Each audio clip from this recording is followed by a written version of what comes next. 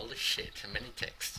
Dead Souls, first published in blah blah blah, is a great prose classic of Russia, the amazing institution. The Russian novel not only began its career with this unfinished masterpiece by Nikolai Vasilievich Gogol, but practically all the Russian masterpieces that have come since have grown all of it like the limbs of a single tree.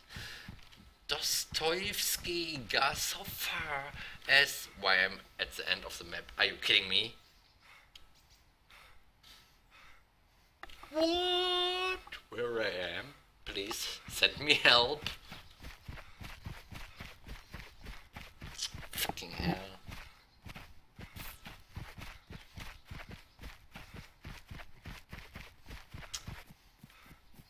Okay, where we stopped.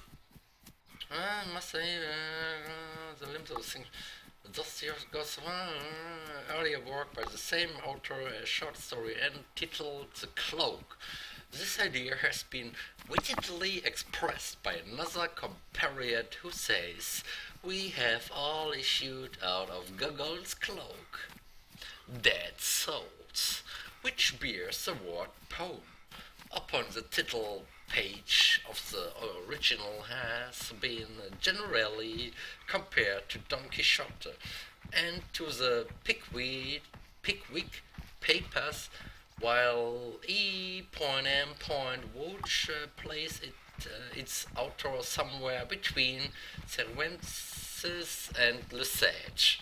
Oh, fucking hell, whatever.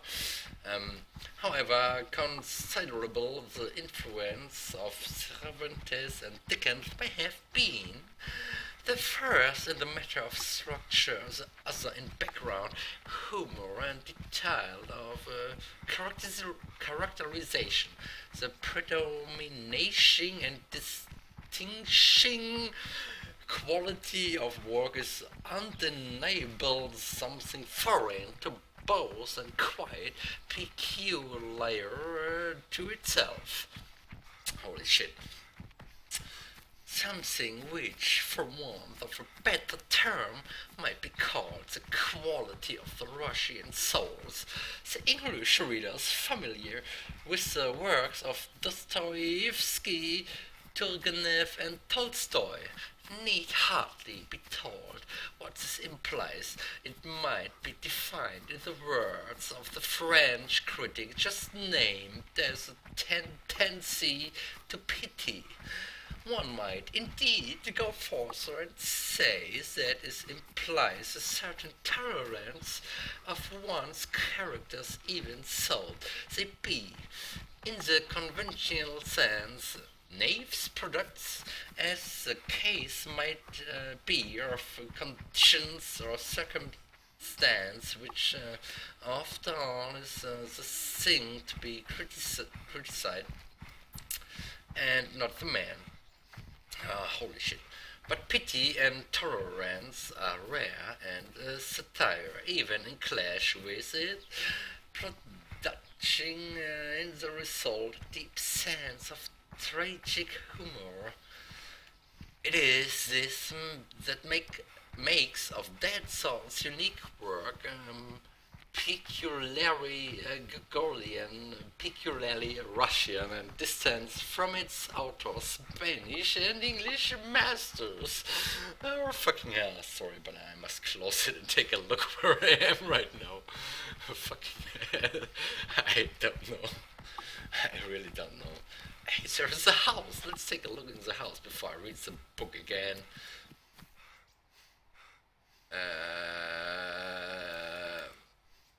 Alright, I never found Mishkino, I think. Holy shit. I lost my way. I'm so sorry, but I lost it.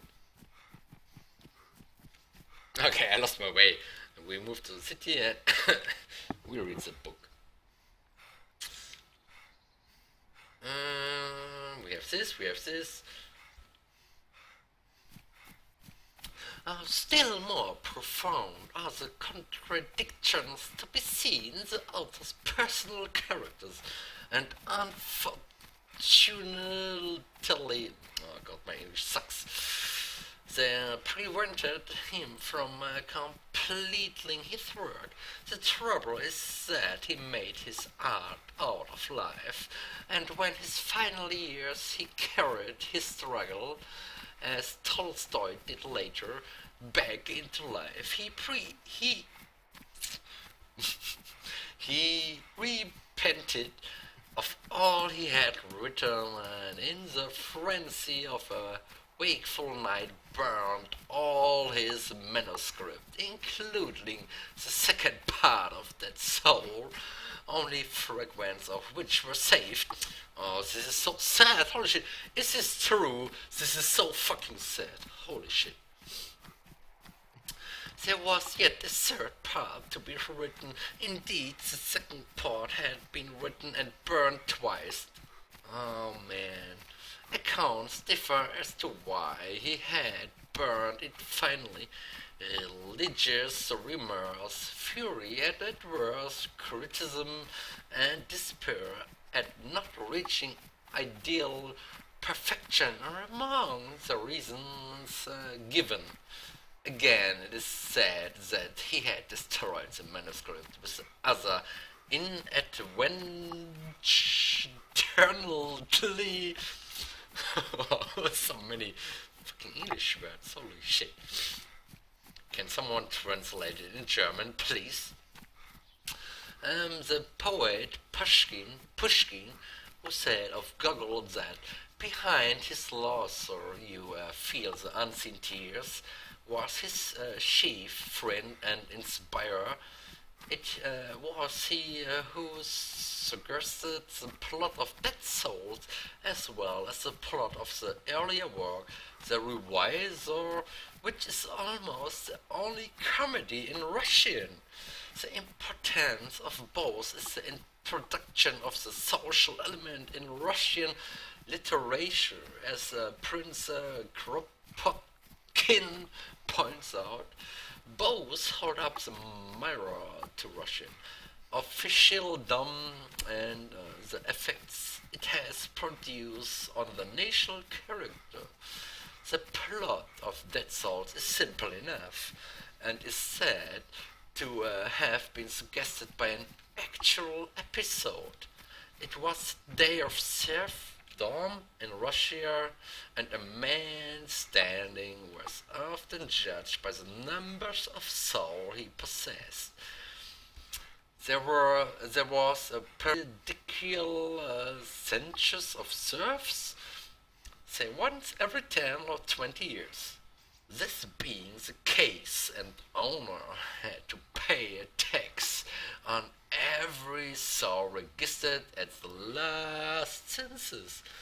So, some of the serfs might have died in the meantime. Nevertheless, the system had its natural advantage, in as much as one owners might borrow money from a bank on the dead souls no less than on the living ones. The plan of Chichikov, whatever, Gogol's hero William, was therefore to make a journey through Russia and buy up the dead souls and reduce the rates, of course. Holy shit. I must take a breath, I'm so sorry.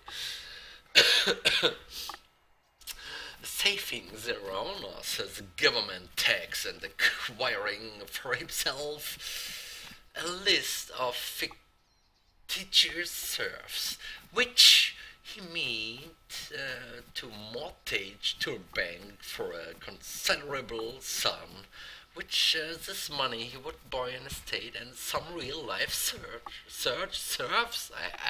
I don't know how you speak this fucking word truly, you know, and makes a beginning of a fortune. I'm so sorry that I must read it in fucking English. Obviously, this is a plot which is really no plot at all, but merely a ruse to enable Chichikovs to go across Russia in a troika with Silivan, the coachman, as a sort of Russian Sancho Panza. Oh, Sancho Panza, really, gives Google a magnificent opportunity to reveal his genius as a painter of Russian panorama. People with a characteristic native type commonplace enough but drawn in comic relief. The comic explains the author yet at the beginning of his career is hitting everywhere, only living in the midst of it who had no conscience of it. But if the artist brings it into his art on the stage, say, we shall roll about his loss and only wonder we did not notice it before. But the comic in Dead Souls is merely external. Let us see how Pushkin, who loved to law, regards his work as Google read it aloud to him from the manuscript. The poet grew more and more gloomy and at last cried. No, that's not what he cried. Cried out, "God! What a sad country Russia is!" And later he said of it, Google invests nothing. It is a simple through, the terrible through. Ah, holy shit! The work on one hand, was received as nothing less than exposure for Russia. What would foreigners think of it? The liberal elements, however, the critical Belinsky amongst them, welcome it as a revelation, as an omen of a freer future. Google, who had meant to serve to Russia and not to had ridicule open her, took the criticism of the Slavophiles to heart, and he palliated his critics by promising to bring about in the succeeding parts of his novel the redemption of Chichikov and the other knaves and blockheads. But the Westerners, the fucking stupid Westerners, Belinsky and others of the liberal camp were mistrustful.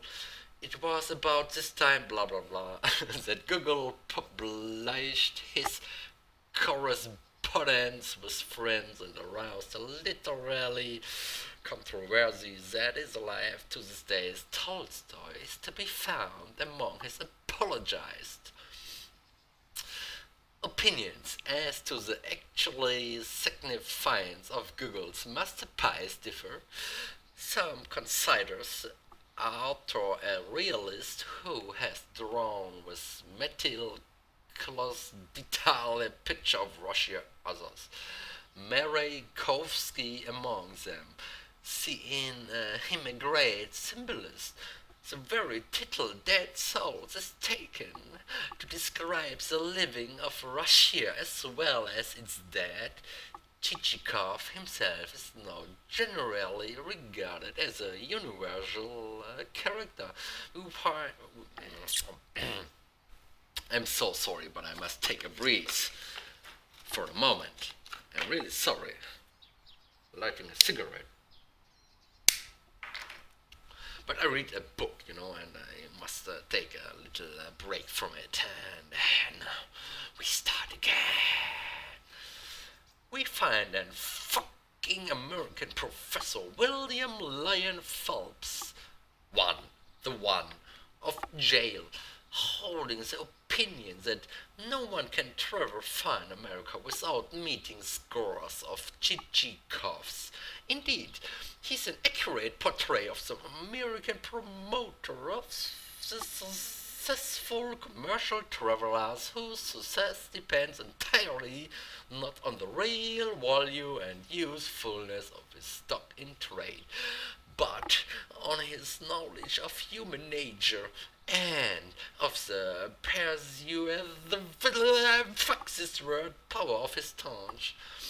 This is also the opinion held by Prince Kropotkin III, who says Chichikov may buy dead souls or railway shares, or he may collect funds for some charitable institutions or look for a positions in a bank, but he's an immortal international type. We met him everywhere. He's of all lands and of all types. He partake different forms to suit the requirements of nationality in time.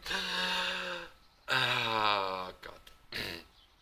Again, the work bears an interesting relation to Gogol himself, a romantic written of realities. He was appealed at the commonplace of life, at finding not outlet for his love of colors derived from his Cossack ancestry. He realized that he had drawn to smoke a cigarette. No, that's wrong.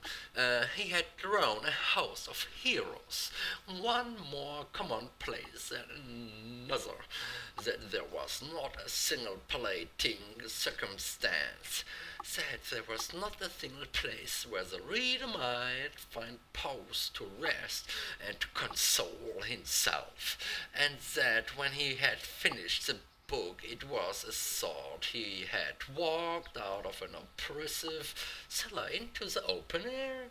He felt perhaps in what need to read him Chichikov in Miraikovsky's opinion. He really wanted to save his own soul, but had succeeded only in losing it.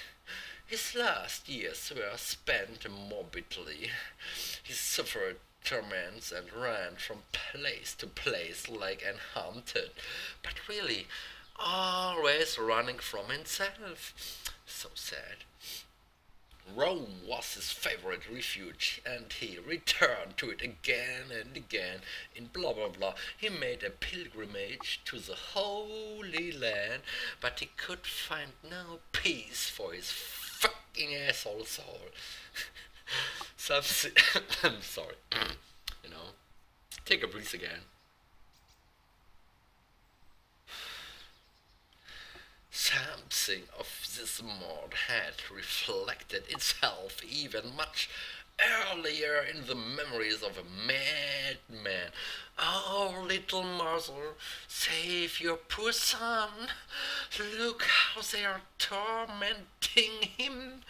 There's no place for him on earth. He's been driven. Oh, little mother, take pity on the poor child, like my fucking character. Oh, the contradiction of Gogol's character and not be to be disposed of in a brief essay. Such a strange combination of the tragic and the comic was truly seldom seen on a man. He, for one, realized that it is dangerous to judge the latter. Everything that I loved had become sad, so sad, and terrible. It's Murakowski, but his humor was lighter, less sing with his tragedy. In those days, Pushkin never failed to be amused by what Gogol had brought to read to him, but Reviser, blah blah blah, with its tragic undercurrent was a trifle compared to Dead Souls, so that one is not astonished to hear that not only did the Tsar Nicholas I give permission to have it acted in spite of its being a criticism of official rottenness, but lost a pro-ritual. Oh, come on, book, why you have so stupid, strange English fucking words? Holy shit. I'm sorry, but it's pretty hard for me to read this. Rottenness, but Lord racial fuck this word and leads applause. Moreover, he gave Gogol a grand of money and asked that his source should not be revelated to the author lest he might feel obliged to write around the official point of view. Google was born at Sorotchinets, Little Russia in March. Fuck this thing. He left college at 19 and went to St. Petersburg, where he secured a position as copying clerk in the government department. He did not keep his position long, yet long enough to store away his mind a number of bureaucratic types, which proved useful later. He quite suddenly started for fucking America with money given to him by his mother for another purpose. But when he got as far as Louisburg, he turned back.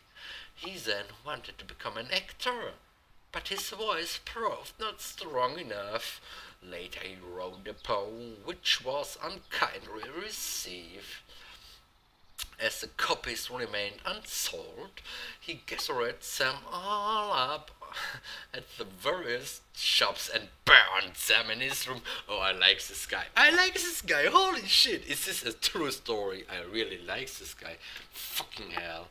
Fucking hell. And I must take a breeze from my cigarette. Don't start to smoke. If you don't smoke, don't start it. Don't start it. It's not nice. Only stupid guys are smoking cigarettes. You know. So,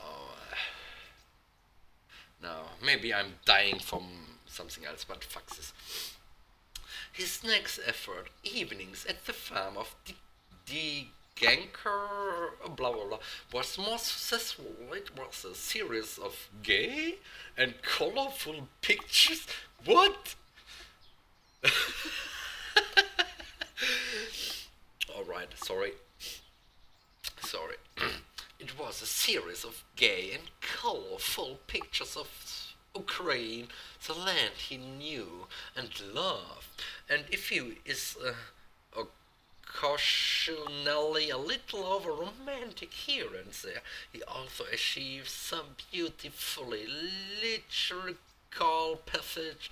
Then came another even finer series called Gorod, which won the admiration of Pushkin. Next he planned a history of Little Russia and a history of the Middle Age. This last work to be in 8 or 9 volumes. Point. Must take a breeze. The result of all this...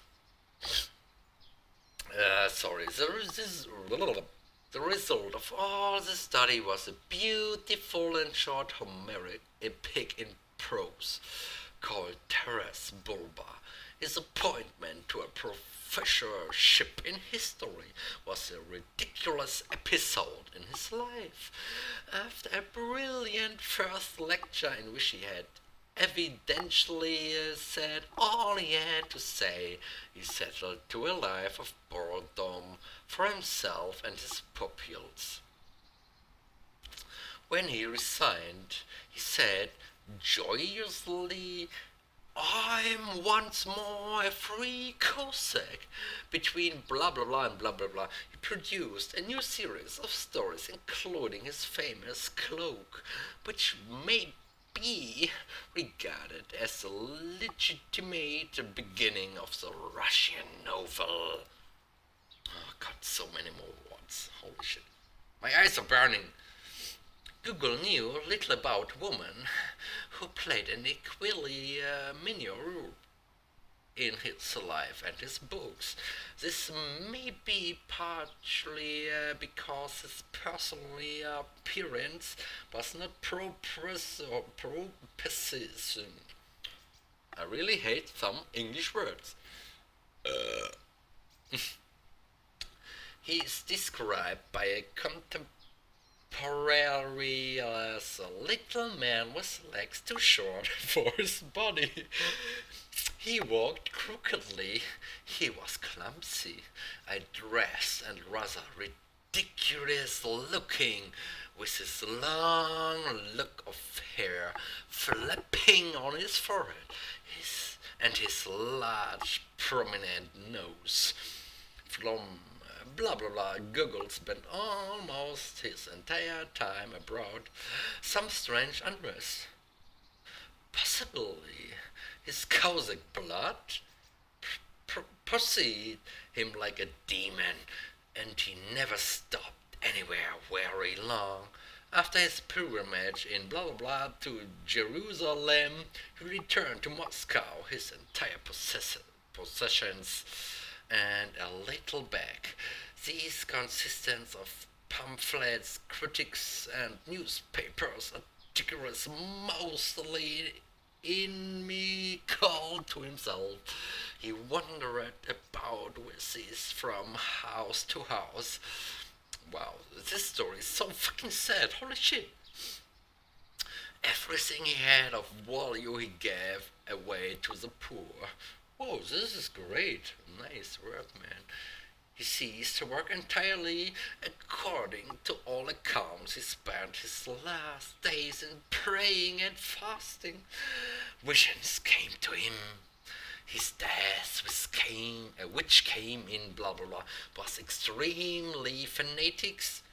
His last word, uttered in a loud frenzy, were, "A letter! Quick! A letter! This call for letter!" A spiritual letter. Oh, he believed in God. Kill him. Skin him. Burn him. Fucking asshole. In the words of Merejkovsky, has been made on this earlier occasion by a certain Russian fan who used almost the same language. I shall la by Pitalo, sir, was the inspiration based on Gogol's grave. Evenings on the farm near D. Genker, blah blah blah, Mirogod, blah blah blah, Taras Bulba, blah blah blah, whoa, so many blah blah blahs. Our quiz includes tales, a portrait, and a madman story, blah blah blah, the cloak, blah blah blah, the reviver, blah blah blah, the inspector general, blah blah blah, dead souls, blah blah blah, correspondence with friends, blah blah blah. Oh, English translation. I talk English all the time. Fucking hell, fuck your English translation. German translation would be nicer for me right now. Cossack Tales. The Night of Christmas Eve. Taras Bulba. Translation by G. Tolstoy in blah blah blah. St. John's Eve and Other Stories. Translation by Isabel F. Hapgood, New York. Crowell, blah blah blah. Taras Bulba. Also St. John's Eve and Other Stories. London. Weiss Telly, blah blah blah. Taras Bulba. Translation by B. C. Baskerville. London. Scott. Blah blah blah. The Inspector Comedy Calcutta, blah blah blah, the Inspector General, translation by A. Skies, London, Scott, blah blah blah, rewrite the translation for the Yale Dramatic Association by Max S. Mendel, New Haven, Connecticut, blah blah blah, Home Live of Russia, Adaptation of Dead Souls, London, Hearst, blah blah blah, Chichikov's Journeys, or Dead Souls, translation by Isabel F. Hapgood, New York, Crowell, blah blah blah, Dead Souls, London, Wizatelli, blah blah blah, blah blah blah blah, many blah blah blah blah blah. Author's preface to the first portion of this work, second edition published in blah blah blah, from the author of the reader. Reader, who's ever or who where's ever you be and whatsoever be your station, whether that of a member of the higher ranks of society or that of a member of the plainer walks of life, I beg of you, if God shall have given you any skill in letters, and my book shall fall into your hand, to expand to me your assistance. Sorry, but I must go AFK right now, and I must also how okay, not thirsty or hungry, but I must do a break. I'll be right back. Sorry for this. Holy macaroni.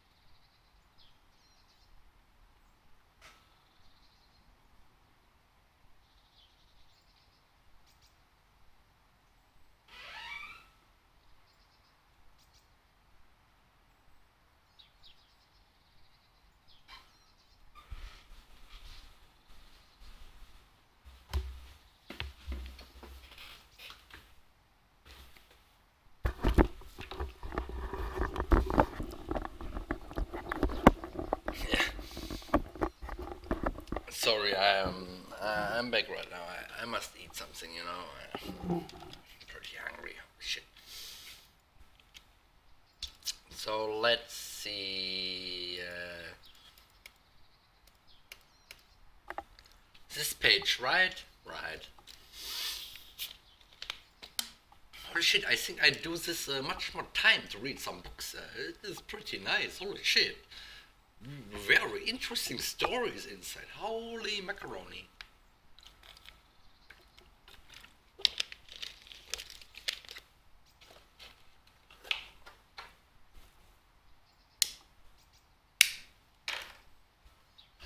Okay, let's start. For in the book which lies before you and which oh god, I can't speak English anymore. Probably you have read in its first edition, there is portrayed a man who is a type taken from our Russian Empire. This man travels about the Russian land and meets with fools of every condition, from the noble born to the humble toiler. Him I have taken as type to show forth the wise and the failings, rather than the merits and the virtues of the commonplace Russians individuals. No, sorry. And the characters which revolve around him have also been selected for the purpose of demonstrating our national weakness and shortcomings. As for man and woman of the better sort, I propose to portray them in subsection volumes, properly much of what I have described is improbable and does not happen as things customarily happened in Russia. And the reason for that is that for me to learn all that I have wished to do has been impossible in that human life is not sufficiently long to become acquainted with even 100th part of what takes place within the borders of the Russian Empire. Also, carelessness, inexperience, and lack of time have led to my perpetrating numerous errors and inaccuracies of detail, which the result that in every line of the book there's something which calls for corrections. Holy shit. For these reasons, I beg of you, my reader, to act also as my corrector. Do not despise the task, for, however superior by your education, and however lofty your station, and however insignificant in your eyes my book, and however trifling the apparent labor of correction and commenting upon the book, I implore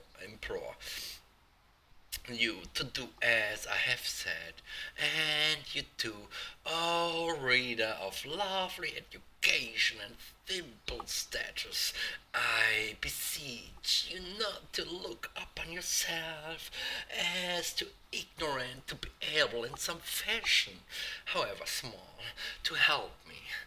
Every man who has lived in the world and mixed with his fellow man will have remarked something which has remained hidden from the eyes of others, and therefore I beg of you not to deprive me of your comments, seeing that it cannot be that.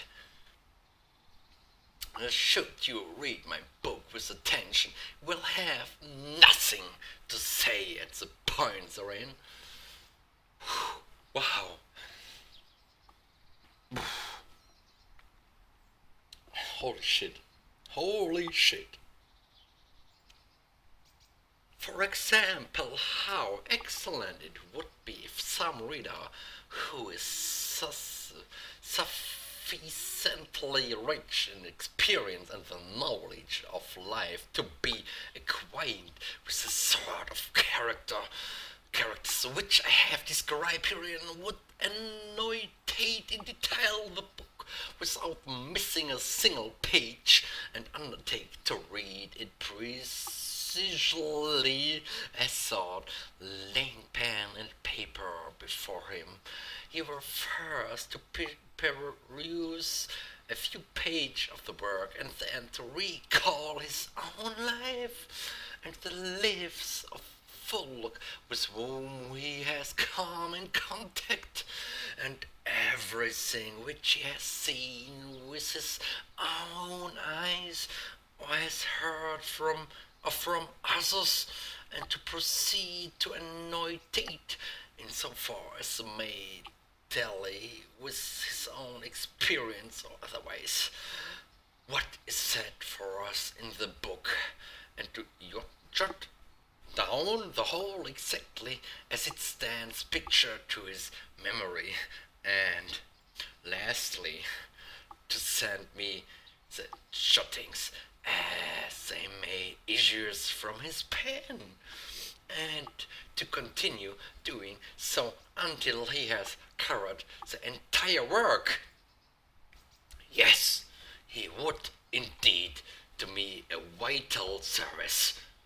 Of style, of beauty, of expressions, he would need to take no account, for the value of a book lies in its truth, and it's actually rather than its wording.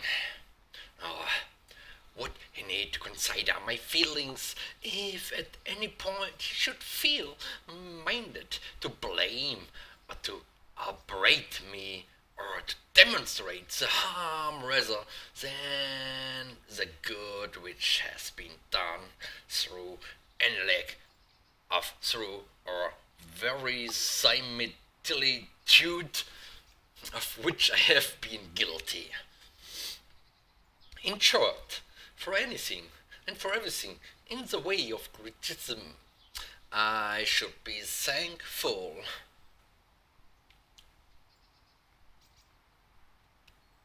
Holy shit. I really think I make this as a special highlight.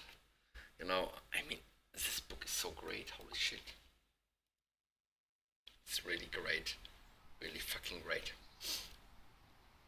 It's not really a story about this book, but how this book has written. Holy shit. Also, it would be an excellent thing if some reader in the higher walks of life, some person who stands remote, both by life and by education, from the circle of folk which I have pictured in my book, but who knows the life as a circle in which he himself revolves, would undertake to read my work in similar fashion, and methodically to recall to his mind any members of superior social classes whom he has met, and carefully to observe wherever there exists a resemblance between one such class and another, and whether at times there may not be repeated in a higher sphere what is done in a lower, and likewise to note an additional fact in the same connection which may occur to him, that is to say, any fact pertaining to the higher ranks of society which would seem to confirm to or to disprove his conclusions, and lastly to record the fact as it may have occurred within his own experience while giving full details of person, of individual manners, tendencies, and customs, and also of inanimate surroundings, of dress, furniture, fittings of houses, and so forth. For what I need knowledge of the classes in questions, which are the flaws of our people. In fact, these very reasons, the reasons that I do not yet now Russian life in all its aspects and in the degree to which it is necessary for me to know it, in order to become a successful author, is what has, until now, prevented me from publishing any subsequent volumes of this story. Again, it would be an excellent thing if someone who is endowed with the faculty of imagining